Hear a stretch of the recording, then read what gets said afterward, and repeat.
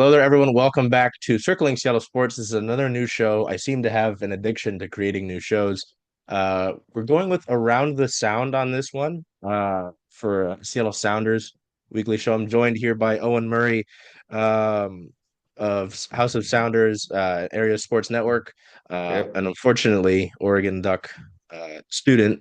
I've got two Ducks that I work with now in Oh, it's in brutal. in Owen and Becca. So they're nice Yeah, enough go people. No, Ducks. I know Owen through Sounders coverage obviously and seeing him around, and it's always great when I'm actually able to see him around because obviously he's got, classes down in Eugene.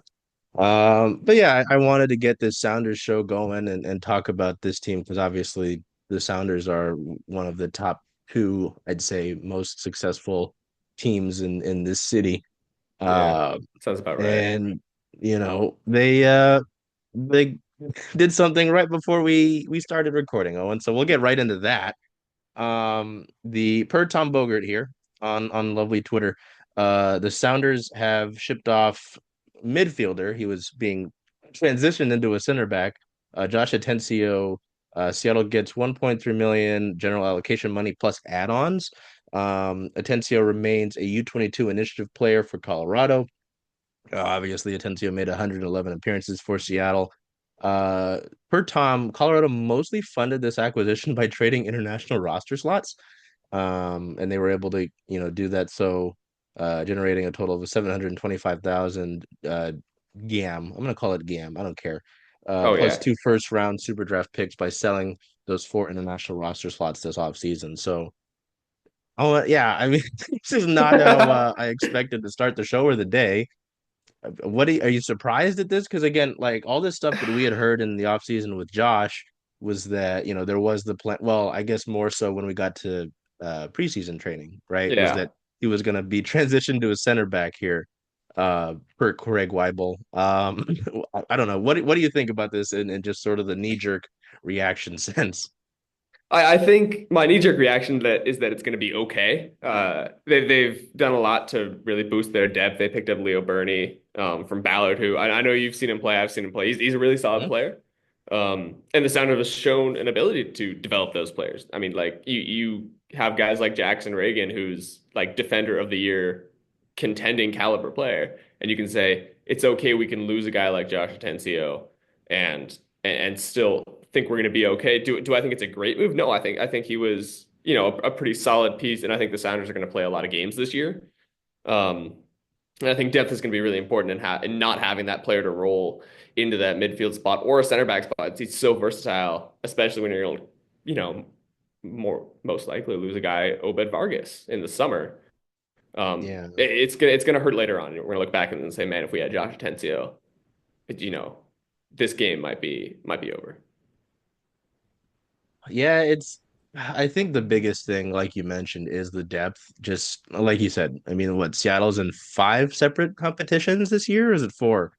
I guess for Um, because the Defiance are playing Open Cup, right? that's right. Yes, Yeah. that's right. Okay, I was like, there's one that they're not fully involved in. Yeah, I mean, I'm a little surprised just because, I mean, he's 23.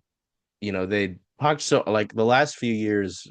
What I remember specifically after the year the Sounders missed the MLS playoffs, was Brian Schmetzer. I remember very vividly listening to this after they lost to, I think, the Earthquakes.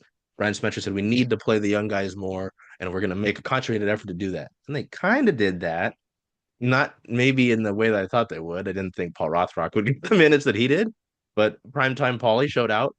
Um, just I don't know. I think that's mainly the surprise for me is the confidence that was shown in him and the ability to like, hey, we do have a lot of midfield going here. Hmm. We see your potential somewhere else, and we have confidence that you can do that. So yeah, I mean, I don't. Yeah, like you said, I think the depth piece goes both ways, right? Like right now, I'm sure you're fine, and that's why they did this. I am assuming is part of the reason they felt fine doing it. They felt fine with the current roster makeup, right? Yeah.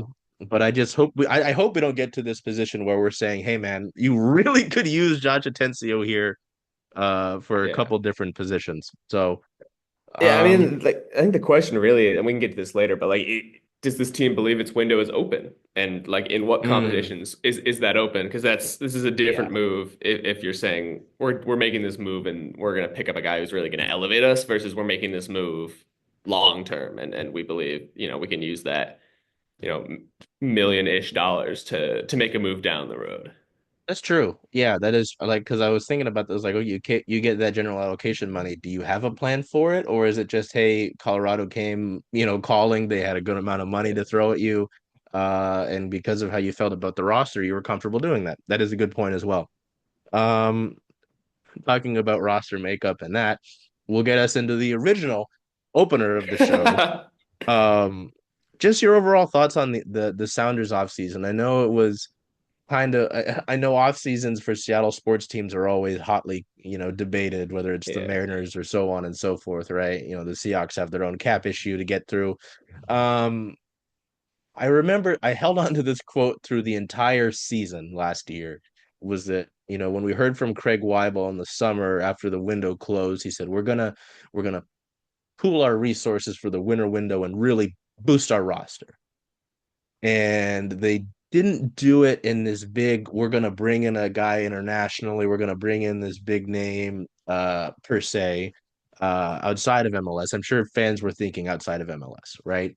Yeah. But I mean, you get Jesus Ferreira, who's young and has been a goal scorer in the MLS, and obviously seems motivated to get back to a level he was at for I think last year was down due to injury, right? Yeah. And then Paul Areola. So you just basically take the cupboards away from FC Dallas. Um, and I mean, I do think that they got better.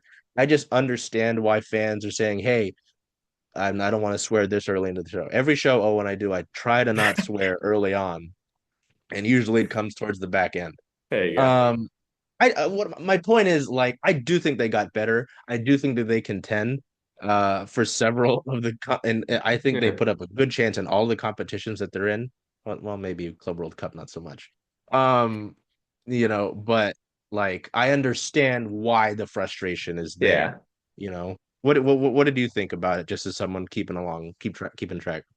Yeah, what I wrote down here is good retool. Mm, I said, they maybe didn't necessarily fix all of their problems long term. But they did a really good job of this is something, I focus on a lot because we look at what college football programs do year on year in the transfer portal, and what a program like Oregon does is it retools every season. You're gonna pick up a couple guys who maybe they're not going to be here for 2, 3, 4 years, but they're going to be quality starters for a couple of years, especially if you believe your window is open in mm, a couple competitions. And you can say, maybe this isn't a guy who breaks the ceiling, but he raises the floor and he can push the ceiling a little bit. And I think honestly, at this point, that's a good thing for this team to do. I think, last year they did kind of lack a game breaking player like we had in Ladero, but they went out, they tried to get that guy, and you have to give those types of players a little bit of time. So around him, yeah, retool. I think it was successful. They picked up some older guys, some younger guys, like we've talked about. It's a solid like 7 out of 10 window. I think that's fair. Yeah, I like the I end up using the word retool a lot Mm, over the last year or two because I do think like the Sounders obviously going on the run that they did in the past playoffs, like I didn't yeah, necessarily expect them to get by the boogeyman that was LAFC, right? I mean, just yeah, seeing how Seattle had fared against them. I remember going into the playoff match, what, 2 years ago here in Seattle, where Denny Buanga came down and scored the one goal, and that's all they needed. I said, shh, I'm not saying it this time.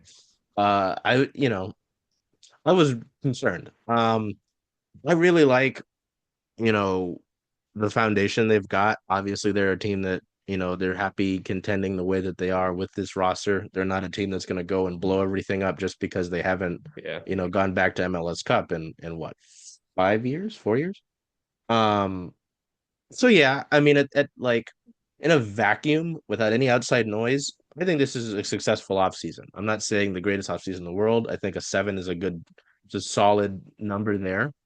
But again, I do understand like the frustration because I had that Weibel quote in my head talking about winter resources. And I said, all right, like let's buck up. And then I remember specifically when we heard from Craig after the Ferreira news, he said that what was it was Leo True and about 2 million general allocation money. And he said we didn't really have much to offer besides that. And then they Hmm. were happy that Dallas took that. And I was like, that was your resources? That's hmm. So that's why like I don't know. I do think there'll be,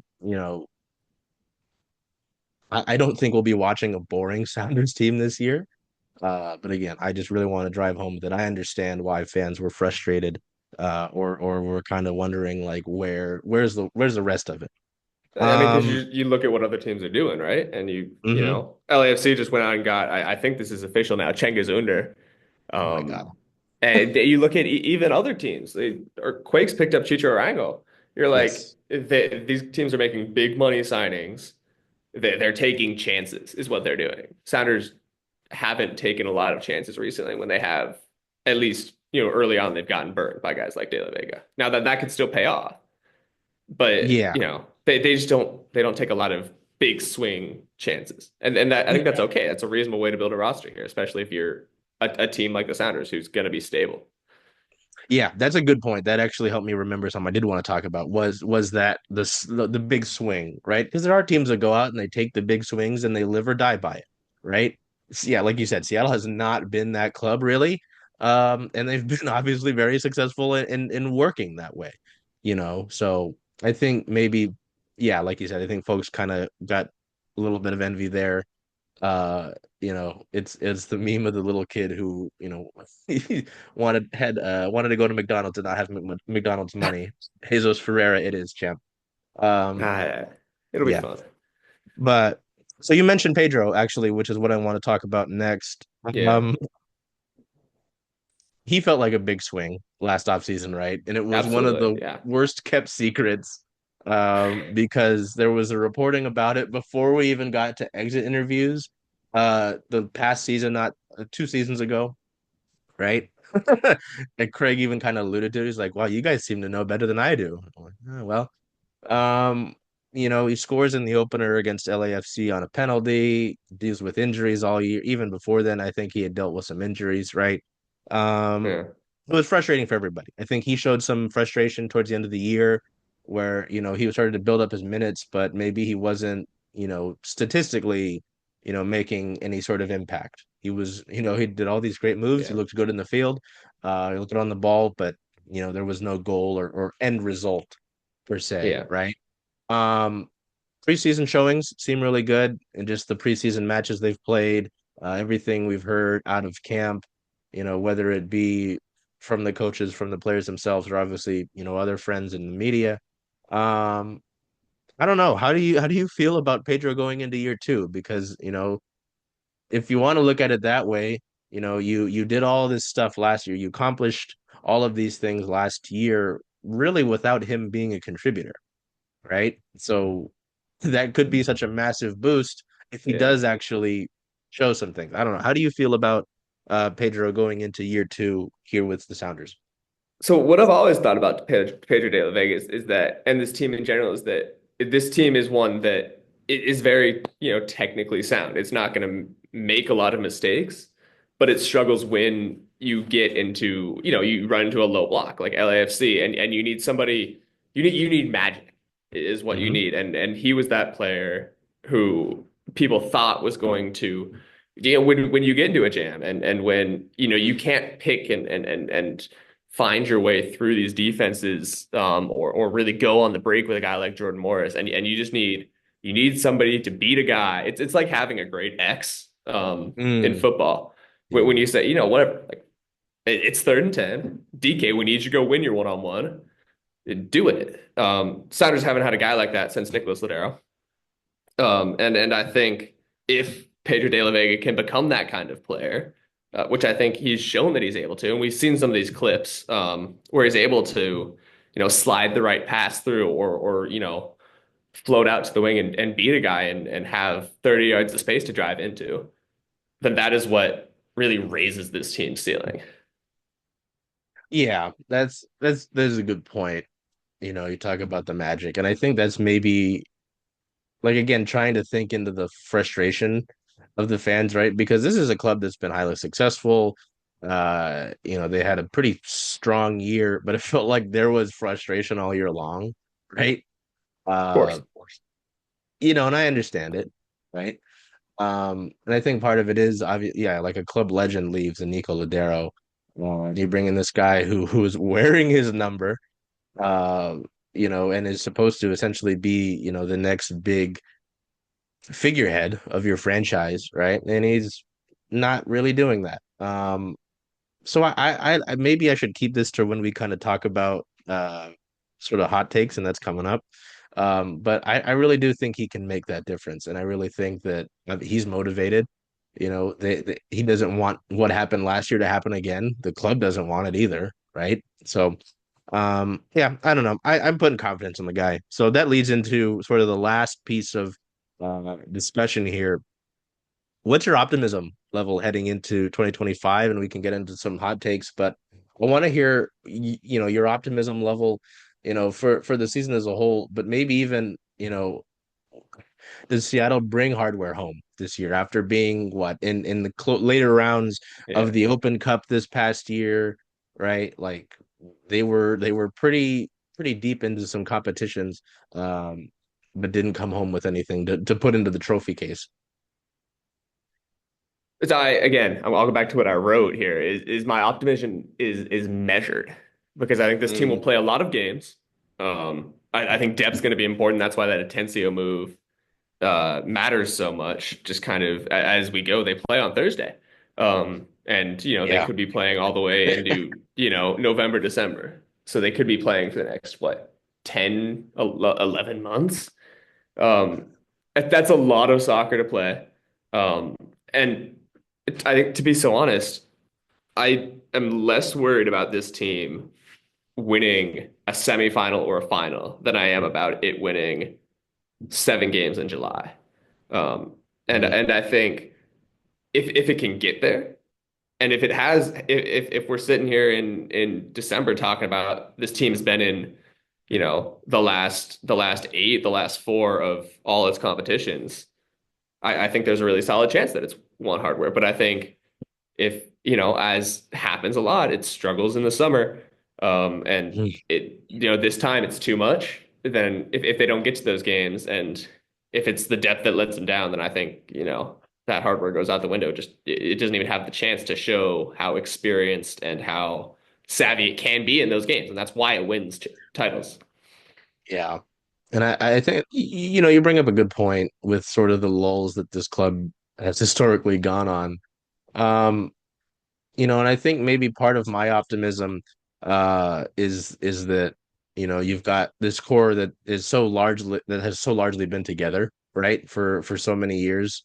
They know each other well, right? You've got guys like Stephen Fry who's been through it, right? Jordan Morris has obviously been through it. Christian Roldan has been through it, right?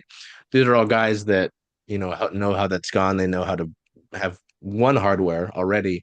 Um, and this is obviously where that sort of Sounders magic hopefully will help them through some of that because like you said, in order to get to some of these situations they gotta they gotta get there first.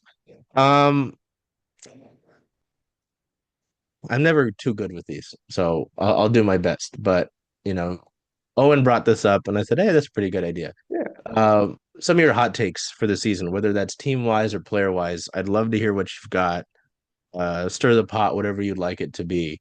Um, because I don't know, maybe I feel more comfortable doing this with a club that actually has won things. And right, like of the Seattle teams this year Hmm. and heading into 2025, like I think the Sounders are the most complete team of any of them right now. Hmm. Um, I like and that. closest to a title. Like I really do. Maybe I can, look into that more later. So it's not just all Seattle sports and we're actually sticking to the show topic here. But yeah, no, that I think they're the closest to actually winning a title um of any team this year. So I'll let you go first with some of these. That sounds like a hot take from you. They're closest to winning the title. I like it. This is what I came up with a little bit, but I think Okay, well, we'll preface this with a little bit of info. Last year, the Sounders were 12th worst in MLS in goals for. That's how they finished.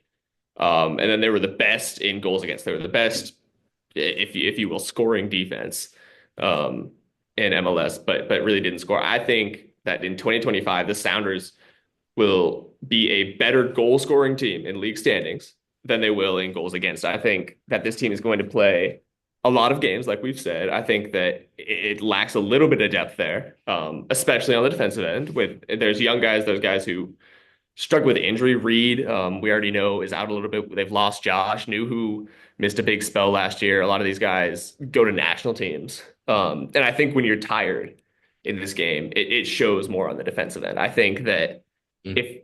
if the Sounders end up in fast-paced end-to-end games, which we know they like to play, they will end up winning more games 3-2 than they will 1-0. And I think that, that's going to show in the end. I think they'll score more goals than, or not score more goals than they concede, but they will be better league table in goals against than goals conceded. Mm. Goals for than goals That conceded. Sorry. Yeah, no, I mean that's interesting to me, at least just because of how much of how much pride they take in their defense, the last few Absolutely. years. Like, what was it? Shoot, was it 21? When Stephen Fry, I think, was kind of banged up, and Stephen Cleveland took over Yeah, in yeah. goal, and they had this run of like, I don't know if it was a scoreless run, a scoreless against run, but they were just really tight defensively to begin, and even then, like. Seattle, you look at that, like Yamar obviously has been big on this back line. Who's a fascinating player, but he obviously, factors into that. Like you talked about Jackson Reagan in the beginning, right? Like they've just been, but that's a thing too, is the consistency. And I kind of I tried to mention that, and how this core's been together. Like Yeah. there's some things that I want to be consistent in terms of position groups. You want an offensive line typically to be consistent. You want them to be able to gel together. You want a back line to be consistent, in my opinion. I don't want to Yeah. be Oh, rotating absolutely. No, this guys all in and makes out all the sense. time, right? So that's why, like, I think that's part of the reason that they've been so strong defensively. But you bring up a good point, right? With all these competitions, some of these, I don't know if I like using this word, but it's a term that's used in sports. Your horses back there who are gonna be in a lot of games who you depend on, right? In a Yamar, in a Jackson Reagan, in a new, like those guys might get gassed, right? Like you're saying, and so that leads to either you falling behind some of the faster, attacking players that you'll face. You'll face a lot of them, right? Lots of different competitions. Or it's Mm. mental mistakes. You're a little bit out of focus because of how much of a grind this calendar year will be, and you make a mistake, and that leads to a goal against, right? Yeah, So or you have Stuart Hawkins playing, right center back against Denis Bouanga, and he's a great young player. But, is that what you want in your Western Conference semifinal? yeah, Probably that's not. that's very true. Yeah, got hydrogen bomb versus coughing baby. Um, yeah, I go more player wise here. Okay, I hit me. really do think that Albert Rusnak has another really good year. Mm. I don't I don't like using the term MVP because it goes to another uh hot take maybe that I have. I've liked Albert since they brought him here. Right? Like I remember where I was when they posted the pic of his tattoos and they were Oh, like, yeah, yeah, who yep. could this be? And everyone kind of knew it already. Um, I think it was tough early on into the Sounders' career when he was playing out of position. Uh, and he looked bad doing so, and understandably so, right? I mean, if you put a left tackle into center, they're not going to play that well. Ideally, I don't know. I don't know what good offensive line play is. It's been a while. Um, he was obviously big in terms of the club goal contributions. He stepped up in some pretty big moments. I think there was a stat during this past year where he had like his 4 goals in a row were all like game deciding goals. So I think he's a lot better than a good amount of this fan base gives him credit for. Um, and I think again he's a massive contributor here because you bring in a guy like Jesus Ferreira, Paul Arriola, sorry, and obviously you want Pedro de La Vega to contribute. Like someone's got to get him the ball in the first place. Like those are all guys that will be able to do things with the ball at their feet. Someone's got to get him the ball in the first place. Yeah. And I think Albert will be the benefactor of having those talented players around him, or even the younger guys like a Georgie Monongu, right? So that's that. And I guess because I teased it, I'll talk about him as well. Is Pedro? I think Pedro plays at an MVP pace. I'm not saying he wins the Wow. goddamn Okay. award, Okay. but when you've got all that talent, when you're obviously motivated after you essentially you had egg on your face all year because you were this highly touted player, you were highly talked about, this big transfer fee, whatever. You're wearing the number 10, like this is pressure, right? Yeah. And you go into this franchise that maybe isn't the pinnacle of the world, right? But is one of the top in the current league that you're in, and you want to contribute. You're looked at as the next, again, cornerstone of this franchise, and you did less than some of these young guys did, right? So I think there's a lot of reasons to feel good about him and a bounce back. And same thing with Albert. I think there's a lot of talent here, and when you've got that much talent offensively, I think it just bodes well for each other. So those are two there for you. All Um, right. that I maybe have it's my optimism showing, but I have a line for you. mm, Do you think Andrew Thomas goes over or under, let's say, 4.5 clean sheets this year? 4.5. Um, This is going to say a lot because I'm curious how much he plays and how well he plays. that's a good, yeah. And I like that you mentioned him because he's not a guy that I think like in all of the talk of this offseason that gets mentioned. I mean, they signed him to a longer, what was it, a 3-year deal during the season. Hmm. Um, Let me go find him. You Yeah, know, absolutely. I mean, he's a great player. My line was going to be, do you think Andrew Thomas has more clean sheets or penalties scored? Because that's he's a oh, guy he who's valuable to scored. having cup competition. Hey, we know he takes great penalties. Yeah, Yeah. I've watched him Um, sit there in training and take those pens. that's Um, that's a fun but one. I but like that you Steph's did getting up that. there too. That's true. So That's the thing too. Is maybe I don't know if you had any thoughts on because obviously Steph. Yeah, he's Andrews signed through. Oh wait, thought he. Huh? Maybe I'm crazy. Um, yeah, he's here. Spot Track has him through 2025, but I swear okay, he signed an I extension. think he might have a team option, is what it is, or Uh, or, or a player option. I can't remember which one it is, but um. he did sign a deal. Um, Oh yeah, okay. It's here on the that's a Sounders player press you want. release. That's a player you want to have around, right? Yeah, he May 6th he signed a 3-year deal through 2027 with club options in 2029. Okay, I remember There that. you I go. remember some Fair things. enough. Yeah. Um, are you going with the original line or the penalty line? No, let's go the original one. Over under 4.5 clean sheets. Um, I'm gonna say over, just with how many games they play. I like he was rock solid, right? Like I mentioned, I think the 21 season where Stephen Cleveland played a bunch, and it Yeah. was like, Yep. oh wow, like you do have your answer behind Stephen Fry, like, and then he kind of maybe was quieter as the season went on, and then Stephen Fry's still playing and still made some massive stops. Hmm. And Stephen Cleveland, he was in Austin last I saw, right? Um, and Andrew Thomas looks better than I would argue he ever did.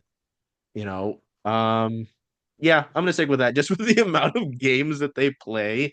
And I think they will have to kind of like an NHL situation where you've got a goalie tandem. I think you'll have to be Hmm. maybe a little more balanced, just to not wear the other guy out, and maybe to give people different looks, right?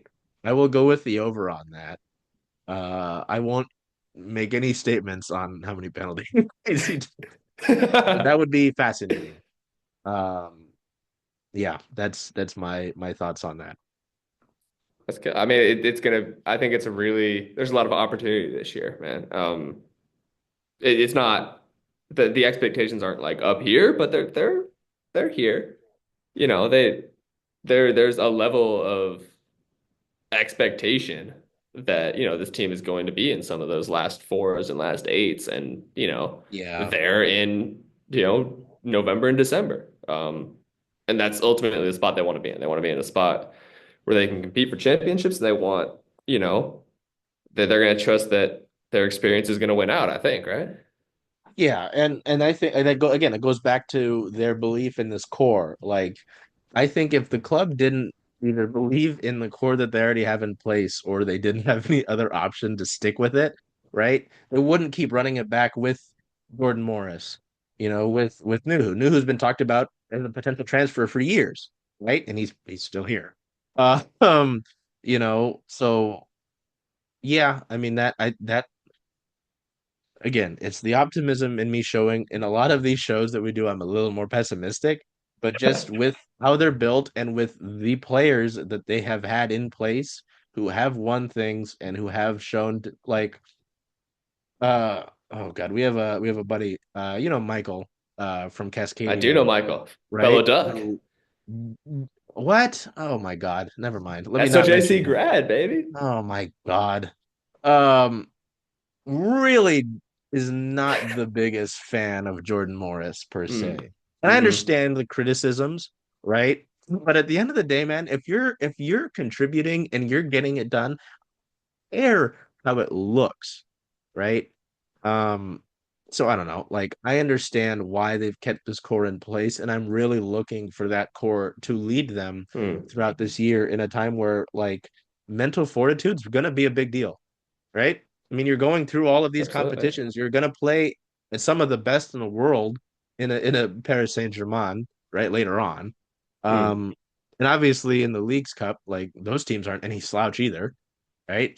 So like in order to get through that slog of a long season, like I hear all the time about how baseball's a long season, like the soccer in terms of month lasts longer, right? Like we're Absolutely. we're in February right now. They're gonna go, like you said, till what, November, December?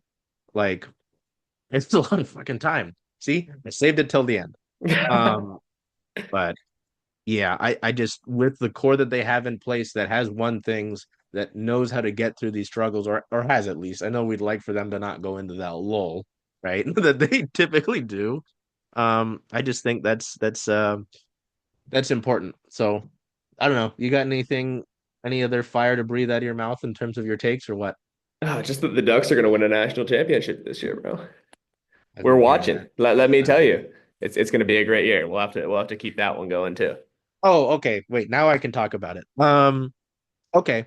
Yeah, I think the Sounders have the best chance to win a title this year, or at least a Oh trophy yes. Yep. of any club this year. Because if we go down from the top to bottom, oh, I can take down my little list of teams that we could beat. Oh, huge. How neat is that? That's Um, going to be fantastic. Let's hear okay. it. Seahawks, like we've got a strong defense in place already, right? They've got some decisions to make in Uchenna Nwosu and maybe Draymond Jones because of those Ernest guys' Jones, resign contracts. him. Yeah, they got to re-sign Ernest Jones, so they've got decisions to make. The offensive line's my biggest question mark. Like, I do believe in Geno Smith. He makes some questionable decisions. Yes, I understand that, but that offensive line's been bad, and it's been bad really since they won a Super Bowl, and even then it wasn't that good. It was average at best. Hey, Like don't you John talk down on Schneider's. Max Unger. Oh, well, that's what he was. He was like the one guy. You had Russell Okung, you had Paul McQuiston in there. You Oh had, oh God, God, it, throwback. it was not good. J.R. Sweezy. It's never easy being Oh, Sweezy. So that's my like. I think they've got a good defense in place, yeah, but the offense leaves question marks to me. absolutely. No, The they're not a Super Mariners. Bowl contending team this year. No, no. I think they should get more credit than the national media is giving them, putting them in like the teams that didn't make the playoffs. I don't know if you've seen any of that, where it's like which non-playoff team will make it, and they're lumping them in with like the Jaguars. I'm like, God damn, they won 10 Oh, games. Um, obviously the Mariners details like they have the one of the I'd argue the best pitching staff in the world, and like the offense of the Magnolia Little League team that I could go and watch, in a few yep. months down here. So I think they can do a lot. They can make some noise just because of that rotation, but they're not winning a World Series because of that offense.